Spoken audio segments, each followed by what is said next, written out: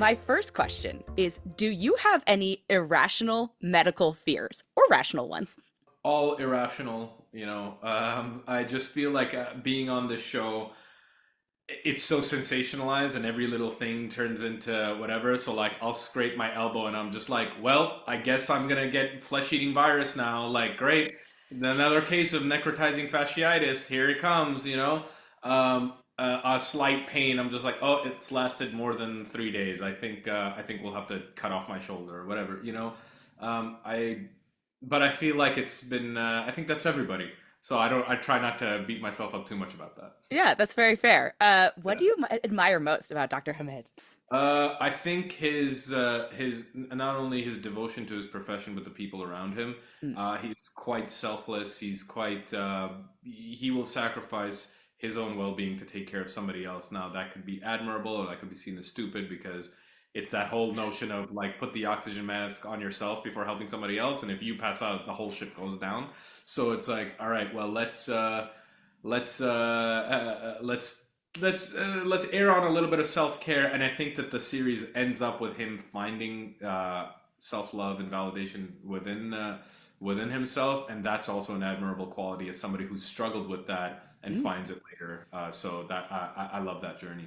If you're looking back on the journey, right, from season one to this fourth season now, like for you as an actor, what do you think the thing that has changed the most, or what's the thing you've learned the most from like inhabiting this role for so long? Yeah, it's just that these characters live within you, and you take them home in whatever small way. Like I don't break out into a Syrian accent randomly, but it's just like there's Party trick.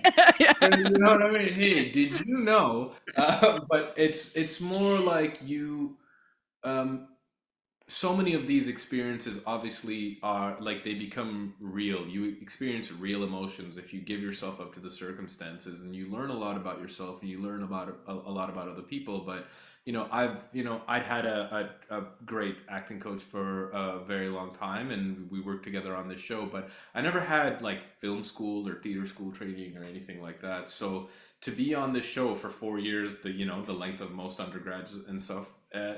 It was a great education on camera work and Mm. technique and what it's like to live on a set. I'd been a working actor, but I'd never seen really how the sausage is made. So like to take away from it and now have certain a level of confidence in myself of being just like I know how a film crew or a TV crew works. I know what is required of me, and I'm very comfortable in the vernacular that is required to be comfortable on a film set. And that Mm. was tremendous education, and I miss being in that environment. Like I feel so comfortable there, especially as somebody who's I'm an immigrant and I'm of various cultures, and growing up in this part of the world and having grown up in another part of the world that would also not my home country, and traveling so much. You get on a movie set and they put a little piece of tape on the ground, and it's just like you belong here. And to know it and to feel comfortable there, you end up missing it, and it's nice to know that I can hold my own on a set, at least as a professional. Yeah, that's amazing. Also, it's like the vernacular, crafty, number one thing you got to learn, right? Like, Yeah, 100, yeah, exactly. Yeah, yeah, yeah. I know what 10-1 means. I was just Yeah. gonna say, it's like 10 Yeah, exactly. These are the Shout out, things. shout out to I've quit smoking, but shout out to all the ADs that said 10-1 when I stepped out for a smoke. Shout out to them, really holding it down for me and That's not putting me out. solidarity, right? Yeah, and not putting me out on blast to be just like he's outside having a smoke. Just give me a sec. I'm just like, all right, that's really nice.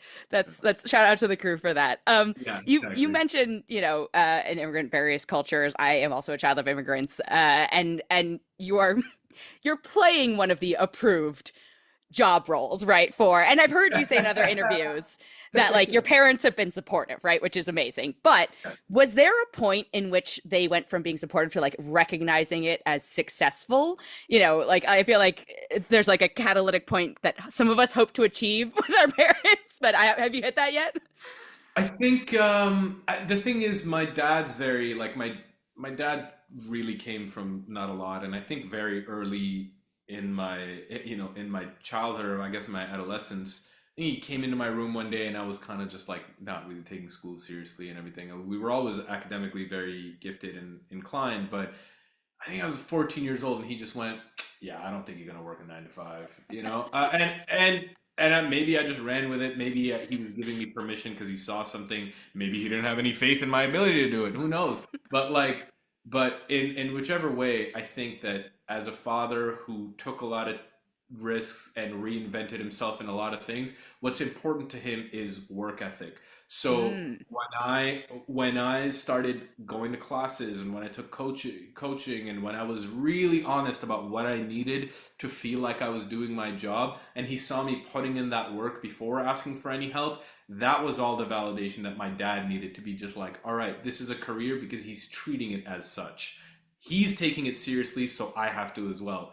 Big word of advice to anybody looking to enter it: take it seriously before you tell your parents you're gonna do it, and then show them the work that you're doing it. For anybody in South Asian culture, it may not go well either way, but at least this way.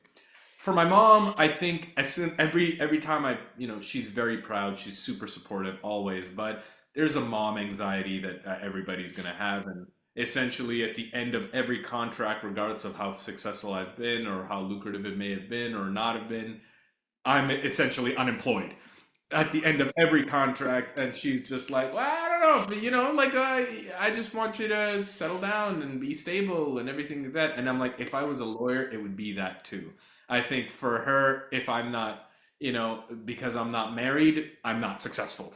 You know what I mean? I think regardless of anything like that. So yeah. and then wait for the kids convo. That's the next tier. And so after I this got a daughter. I contract, got a daughter. We oh, got okay. there. Well, never I got mind. a You're daughter. good. You're We good. got You've there. got Yeah, yeah, safety for a while. yeah. Yeah, exactly. I Yeah. bought myself some years. Good, smart, smart. Yeah, yeah. Yeah. After this, was she like, "Hey, so what about like real med school? Now that you've, with that, we didn't get that far with this." Apparently, a lot of people have asked me that. They're like, "Do you think you could do this?" And I was just like, "I think I am painfully aware of how little I could do this." You know what I Okay, mean?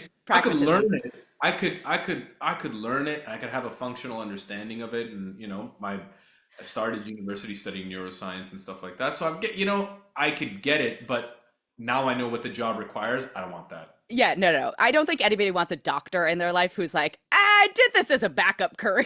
Exactly. Yeah, patients deserve doctors who want to do it. You know what I mean? Yes. What is the first time, if ever, you felt represented on screen? Yourself excluded, obviously. The I know it's weird. It might be a strange thing, but the first time I ever thought that like people like who looked like me could have jobs, and again, I hope I don't get in trouble for saying this, but it was Dave Chappelle in You've Got Mail.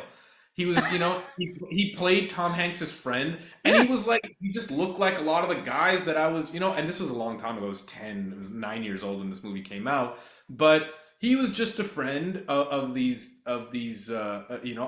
Tom Hanks in the movie, and his coworker, and just he was his buddy. And I'm like, oh, I know what it is to like be somebody's friend. And I grew up watching Disney and Bollywood, so I'm just like, I'm never going to be a Bollywood hero, and I'm never going to be an animated figure. So like, I don't know what that is.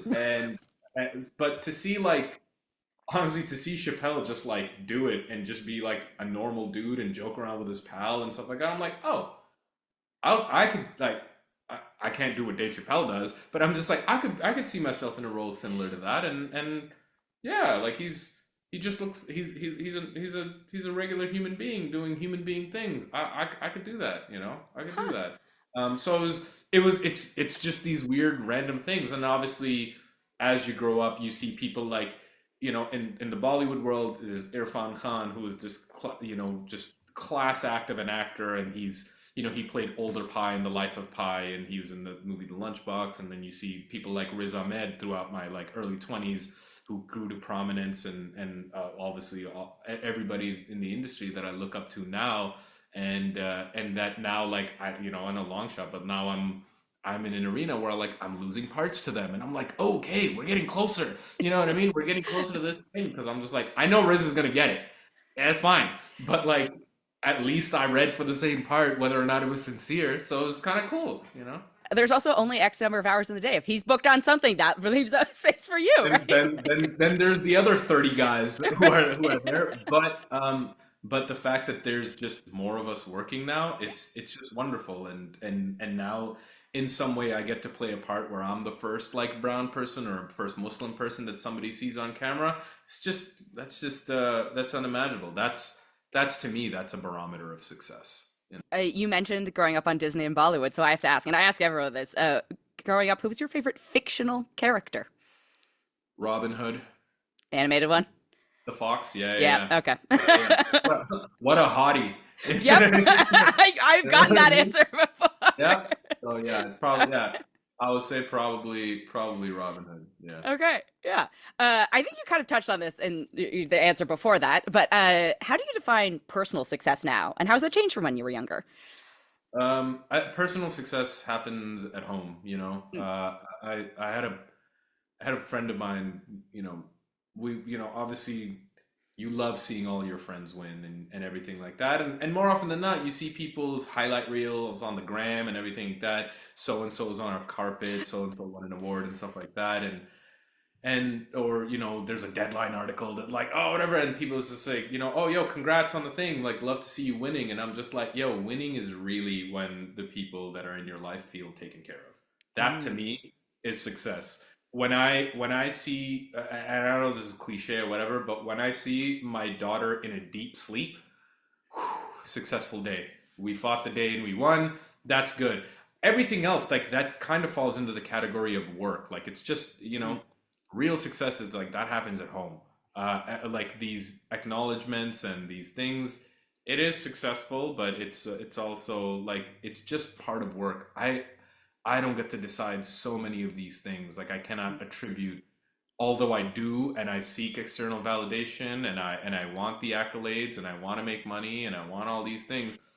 I know truly that like if I put what winning feels like in somebody else's hands, more often than not, I'm gonna feel like a loser. Just trying to modulate that desperation too is on the days where I can, that's a win. you know. Spoken like someone who may or may not have been to therapy, like in a good way. Yep. Yep. Yep. All right. Yeah, I got Uh, a session coming up, so let's wrap this up. No, yeah, no, no. no, no. I'm kidding. Perfect ending. Yeah, That is yeah. actually my time. Thank you so much. Okay. Congrats on this last season. It was lovely to chat to you. Thank you, Dana. I appreciate you.